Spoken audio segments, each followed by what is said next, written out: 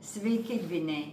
Jums šita šventinė savaitė yra šiek tiek apribojimų nusimato, taigi nesugalvokite baliavoti be proto ir alus ar vynas neturėtų lietis jums laisvai.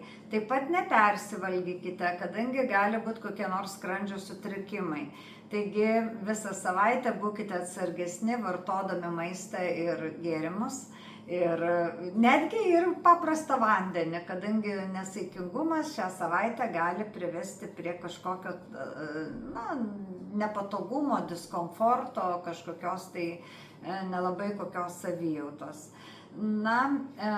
Meilės reikalai vidutiniški ir nei šalta, nei šilta, taip kad jums kažkaip tai tos rasų šventė šiais metais gali praeiti neutraliai ir galite tikėtis kažkokių tai naujų dalykų, bet ne meilės srityje. Taip kad pažiūrėkite aplinkui, kas yra šalia, kas jūs myli, kas jūs gerbia ir nesiblaškykite.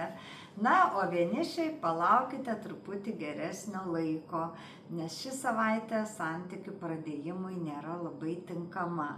Taigi neužmirškite maudytis kolektyviai, visi kartu į ežerą, į upę, tai padidins jūsų bendrystę ir padidins galimybę susirasti porą. Čia turiu galvoje vienišius dvyniukus.